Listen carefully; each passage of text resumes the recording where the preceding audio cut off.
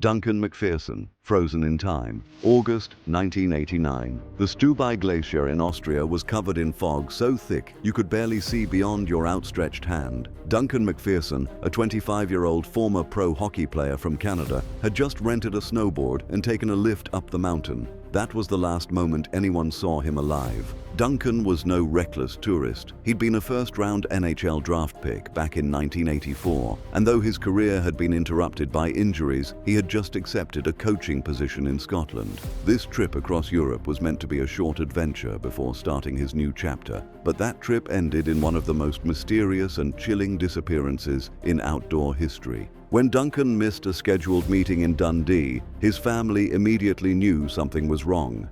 At first, authorities in Austria brushed it off, thinking he'd simply changed his plans. But 6 weeks later, his car was still sitting in the resort's parking lot, untouched. Inside it, his passport, his gear, and all his personal belongings.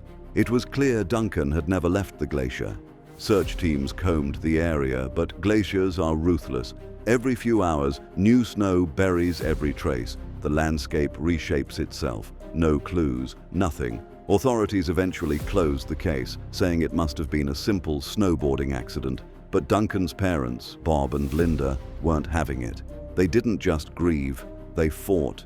They returned to Stubai Glacier 9 times, hired private investigators, pressured the media, tracked down resort employees. They were determined to find answers. It took 14 years.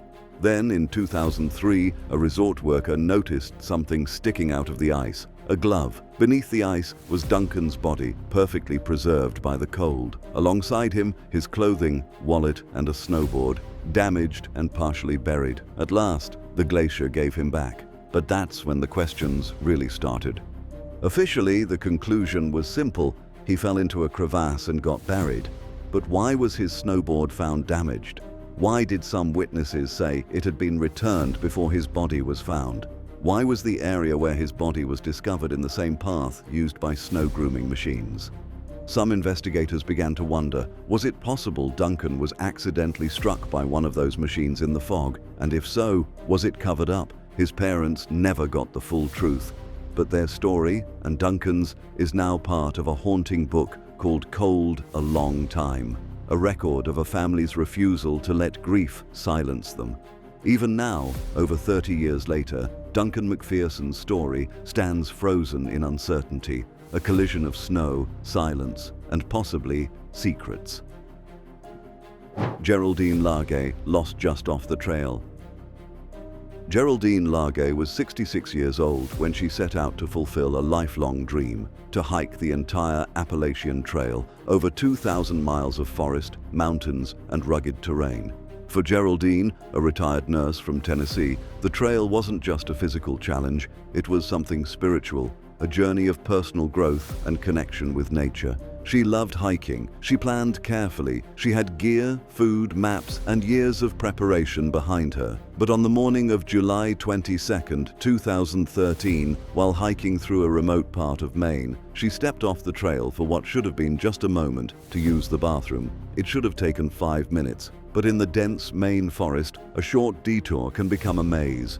Uneven terrain, trees packed like walls, and suddenly Geraldine couldn't find her way back. She tried texting her husband and daughter, but there was no cell signal. She was alone, lost, but not defeated. Instead of panicking, she set up camp. She kept a journal. She tried to find the trail. She rationed supplies. She used her compass and maps. She survived for almost a month in the forest, writing daily. Her final entry said, "When you find my body, please call my husband, George, and my daughter, Carrie." Rescue teams were searching, hundreds of them, with dogs, gear, and helicopters, but no one ever found her. In fact, some searchers passed within 100 yards of her campsite, and still, she remained hidden. More than 2 years later, in October 2015, her body was discovered inside the remains of her tent, just a half-mile from the main trail. She had died from exposure and starvation, alone, yet surrounded by everything she loved: the quiet, the woods, and the trail. Geraldine's story isn't just tragic. It's deeply human. It's about the razor-thin line between safety and danger in the wilderness. about how even the best prepared adventurers can fall victim to chance, but also about courage, patience, and a quiet strength that echoes long after the trail ends. Harry Pington, the tree that fell from nowhere.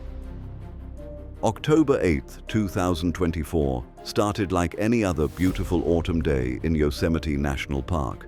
Birds were singing. The sun filtered softly through the trees. Harry Pington, a 22-year-old nature lover from Perth, Australia, was hiking the Glacier Point Trail, a 4-mile stretch known for stunning views of Yosemite Valley. Harry loved trails like this, short, scenic, peaceful, but nature doesn't care how experienced you are or how perfect the weather seems. Around 2:30 p.m., a strong gust of wind swept through the area. Nothing extreme, just sudden, but it was enough. One old, rotting tree, already weakened by time, couldn't take it. It came crashing down. It struck Harry directly. The impact was fatal. A German tourist nearby tried to dodge the falling tree and ended up injured as well. Rescue teams responded quickly and the area was secured. But for Harry, it was already too late. His family and friends later shared photos of him on mountain peaks, always smiling, always exploring. He was someone who embraced the freedom of the outdoors. But this accident, so random, so fast, shows how unforgiving nature can be. Not every tragedy is the result of bad choices. Sometimes it's just bad luck. That's what makes it even more haunting. Yosemite officials later reminded visitors, falling trees and branches are an everyday risk in the park, especially during windy conditions or after storms. It's a reminder that beauty and danger can grow from the same soil. Harry's story is short but powerful, a tribute to a life lived boldly and a warning that even the gentlest trails can hold fatal surprises. Stephen Otter Olshansky, The Last Shelter.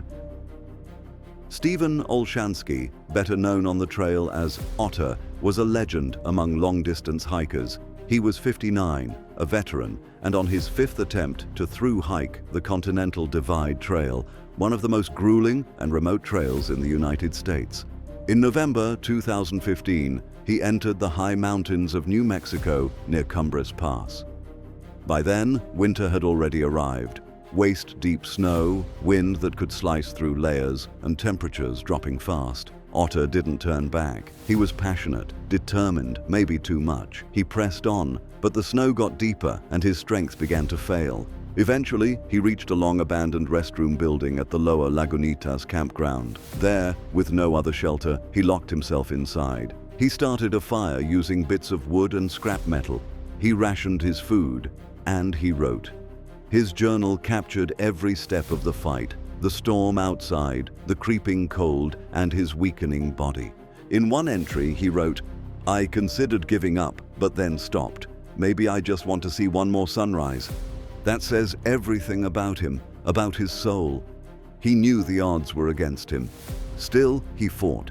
When his family lost contact, a search began. But snow slowed everything. It took until May 14, 2016, 6 months later, for hikers to find his body inside that building. On the door, in his handwriting, were the words, "Dead CDT hiker inside, call cops, Otter." No one knows the exact day he died, but what is clear is that he didn't die afraid. He died trying, hoping, writing. Otter's story is both inspiring and heartbreaking. It reminds every outdoor lover, courage isn't enough. Nature demands respect, and understanding your limits might just save your life. Alexander Lofgren, Hero in the Desert. April 4, 2021. In the bone-dry wilderness of Death Valley's Willow Creek Canyon, Alexander Lofgren and Emily Henkel faced a life-or-death situation. Alex was 32, a former U.S. Army combat engineer and congressional aide. Emily, 27, was adventurous and brave. They were a strong couple, used to challenges. But on that day, nature pushed them to the edge. Their car suffered a double-tire blowout deep inside a canyon. No way to call for help, no signal, no rescue in sight. So they made a plan, a smart one. Left a note in the car. 2 flat tires, heading to Mormon Point. 3 days of water. They even arranged rocks into an arrow to mark their direction. During the hike out, they had to climb a 70-foot cliff. That's when tragedy struck. Alex fell. The injuries were critical. Emily tried to reach him and fell too. She broke her ankle badly, but she crawled to his side, stayed with him for his final 30 minutes, held his hand, gave him peace. Then she survived. 6 days, alone, injured. She used a mylar blanket for shade, drank tiny sips of water, and kept a journal to stay mentally strong. Thanks to their planning and that handwritten note, rescue teams found them. Alex was already gone. Emily survived. His death was ruled accidental, but his story left behind a legacy of bravery. A law was passed in his name, giving free national park access to veterans and Gold Star families. A reminder that those who risk their lives for nature can inspire a nation. Chris Kremers and Lisanne Froon, The Mystery in the Jungle. April 2014. 2 Dutch students, Chris Kremers and Lisanne Froon, arrived in Boquete, Panama. Young, full of life, and excited to volunteer and explore. They planned a short hike on the El Pianista Trail. It was supposed to be a quick adventure. They never returned. That night, when they didn't come home for dinner, their host contacted the police. The investigation started, and what followed is one of the most haunting outdoor mysteries in recent history. Phone logs showed 77 attempts to call emergency services. None of the calls connected. The girls turned their phones off and on, likely trying to save battery. After April 5th, Chris's phone stopped completely. Lisanne's remained active for 6 more days. Then there were the photos, nearly 100 images taken in total darkness, all between 1 and 3 a.m. pitch-black jungle shots, a branch tied with red tape. One image believed to show Chris's hair. 10 weeks later, a local woman found Lisanne's backpack. Inside, both phones, money, and a working camera. Later, bones were discovered along the riverbank. DNA confirmed Chris and Lisanne. Authorities said it was a tragic accident, probably a fall, but people still question it. The nighttime photos, the strange condition of the bones, and early mistakes made during the investigation. Their story doesn't have closure, only sadness, and a chilling reminder that even a short hike, with the best intentions, can end in the deepest of mysteries. A deeper look at their final days paints an even more heartbreaking picture of 2 travelers suddenly caught in a situation far beyond anything they could have prepared for. The jungle around Boquete is beautiful, but once darkness falls, it becomes a place where every sound echoes and every step feels uncertain. Many who have walked the El Pianista Trail describe how quickly the path narrows and how confusing the terrain becomes once the ridgeline ends. Without sunlight, even experienced hikers can lose all sense of direction. Search teams later said that the area's steep drop-offs, slick rocks, and fast-moving rivers make it one of the most difficult environments to navigate, especially for anyone stranded at night. The idea of Chris and Lisanne trying to signal for help with a camera in complete darkness adds a layer of sadness that is hard to shake. It suggests desperation mixed with hope, as if each click of the shutter was a way to stay grounded in a situation spiraling beyond control. The conditions in that region can change within minutes, turning a calm afternoon into a dangerous storm of fog, rain, and noise. Locals often speak about how sound travels strangely in the Panamanian highlands, making it difficult to hear approaching water or distant voices. The uncertainty of their final moments has led many to reflect on how fragile survival can be in unfamiliar wilderness. Even with the best intentions, the safest equipment, and a careful plan, nature sometimes pushes back in ways no one anticipates. And in the end, what remains is not just the mystery, but also the weight of 2 young lives full of promise and the unanswered silence they left behind. Outdoor adventures are incredible. They test strength, inspire freedom, connect people with nature in ways few things can. But as each of these stories shows, nature is never something to underestimate. A sudden gust of wind, a wrong step off the trail, a slip on a rock, a storm, a broken bone, or just silence in the middle of nowhere.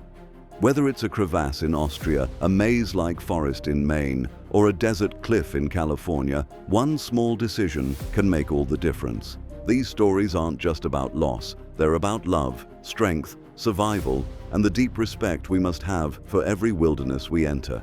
If these real stories left an impact, don't forget to hit subscribe and tap the bell icon so you never miss another tale from the edge of survival. Like the video, share it with your fellow adventurers, and most importantly, stay safe out there. Thanks for watching Never Came Back.